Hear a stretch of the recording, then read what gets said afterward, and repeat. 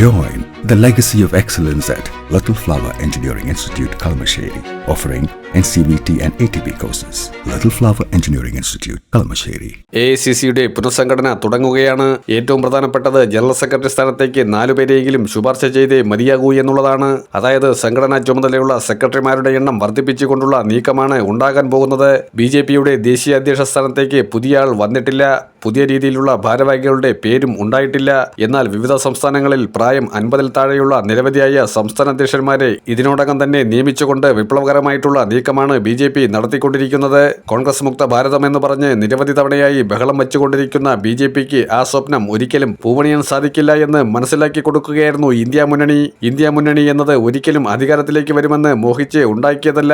മറിച്ച് BJPയുടെ അതിപ്രസരം തടയുക, ഭരണഘടനയെ സംരക്ഷിക്കുക എന്നുള്ള നിർദ്ദേശവുമായി വന്നതാണ്. അത് ഒരു പരിധിവരെ അതിന്റെ കൃത്യമായ ഉദ്ദേശം നടപ്പിലാക്കപ്പെട്ടു. ഇവിടെയാണ് ഇന്ത്യ മുന്നണി വിപുലീകരിച്ചുകൊണ്ട് ഇന്ത്യ മുന്നണിയുടെ സംവിധാനങ്ങൾ മാറ്റി വീണ്ടും UPA സംവിധാനം അഥവാ യുണൈറ്റഡ് പ്രോഗ്രസീവ് അലയൻസ് എന്ന രീതിയിലേക്ക് വരുന്നത്. അഖിലേഷ് യാദവും RJDയും സ്റ്റാലിനുമൊക്കെ കൂടെ നിൽക്കുമ്പോൾ അത്തരത്തിൽ ഒരു സംവിധാനത്തിലേക്ക് തിരികെ പോയാൽ മാത്രമേ ദേശീയ തലത്തിൽ കോൺഗ്രസിന് 272 എന്ന മാന്ത്രിക സംഖ്യയിലേക്ക് എത്താൻ പറ്റൂ.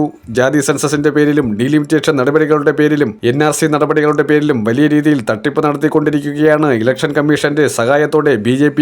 ആ പദ്ധതികളുടെ ആവിഷ്കരണമാണ് ഇപ്പോൾ ബീഹാറിലും അതുപോലെ തന്നെ ബംഗാളിലും അസമിലുമുള്ള വോട്ടർ പട്ടികയിൽ തിരിമറിയിലൂടെ കാണിക്കാൻ ശ്രമിച്ചുകൊണ്ടിരിക്കുന്നത്. അത് തടയേണ്ടത് അനിവാര്യമാണ്. ബീഹാറിൽ നടക്കുന്ന നിയമസഭാ തെരഞ്ഞെടുപ്പ് ഒരു വാട്ടർലൂ ആയിരിക്കും BJPയെ സംബന്ധിച്ചിടത്തോളം എന്ന ബോധ്യം അവർക്ക് ഉള്ളതുകൊണ്ടാണ് ഇത്രയേറെ ക്രമക്കേട് നടത്തിക്കൊണ്ട് നിൽക്കുന്നത്. 3 കോടിയിലധികം വോട്ടർമാരെ പട്ടികയിൽ നിന്നും പുറത്താക്കി BJP രാജ്യത്ത് എന്ത് രീതിയിലുള്ള അരാജകത്വം സൃഷ്ടിക്കാനാണ് ശ്രമിക്കുന്നത്. ഇത്തരത്തിലുള്ള നീക്കങ്ങളെയാണ് രാഹുൽ ഗാന്ധിയും പ്രതിപക്ഷവും ഇന്ത്യ മുന്നണിയും ഒറ്റക്കെട്ടായി എതിർക്കുന്നതും. 2 പ്രധാന കാര്യങ്ങളിൽ തെരഞ്ഞെടുപ്പ് കമ്മീഷനെ കൂടുതൽ ഇളവ് വരുത്തിക്കൊണ്ടാണ് കേന്ദ്ര സർക്കാർ നടപടികൾ ശ്രമിച്ചത്. ഒന്ന്, കേന്ദ്ര തെരഞ്ഞെടുപ്പ് നയങ്ങളിൽ ഇളവ് വരുത്തിക്കൊണ്ടുള്ള ഭേദഗതി 1960-ലെ ചട്ടങ്ങളിൽ അതുപോലെ തന്നെ തെരഞ്ഞെടുപ്പ് രീതികളിലും ഭേദഗതി ഉണ്ടാക്കിക്കൊണ്ട് തെരഞ്ഞെടുപ്പ് കമ്മീഷന് കൂടുതൽ നിയന്ത്രണാവകാശം കൊടുത്തത് ഏറ്റവും വലിയ ചതിയാണ്. ഇത്തരത്തിലുള്ള ന്യായവിധികളെ പൊളിച്ചെടുക്കണമെന്ന നീക്കമാണ് കോൺഗ്രസിന്റേത്. അതിനുവേണ്ടിയാണ് ഇപ്പോൾ സമരം നടത്തുന്നത്. ബീഹാറിന്റെ ഇംപ്ലിമെന്റേഷൻ 2ാം ഘട്ടത്തിൽ 2026 നടക്കുന്ന തെരഞ്ഞെടുപ്പിൽ 5 പ്രദേശങ്ങളിൽ അതിന്റെ ഒരു സെമി ഫൈനൽ ഡോസ് എന്ന രീതിയിലേക്ക് നടപ്പിലാക്കാനാണ് BJP ശ്രമിക്കുന്നത്.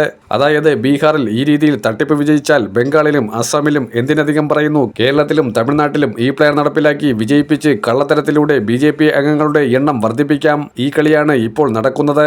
ശരാശരി ഒരു മണ്ഡലത്തിൽ 25,000 മുതൽ 30,000 വോട്ടർമാരുടെ കുറവായിരിക്കും ബീഹാർ തെരഞ്ഞെടുപ്പിൽ ഉണ്ടാകാൻ പോകുന്നത്. മഹാരാഷ്ട്രയിൽ 5 മാസം കൊണ്ട് ലോക്സഭയിൽ നിന്ന് നിയമസഭയിലെ കാലാവധിയിലേക്ക് പോയപ്പോൾ അവിടെയുണ്ടായ 79 ലക്ഷം വോട്ടുകളുടെ വർധനവ് ബീഹാറിൽ വരുമ്പോൾ കുറവ് എന്ന രീതിയിലേക്ക് വരികയാണ്.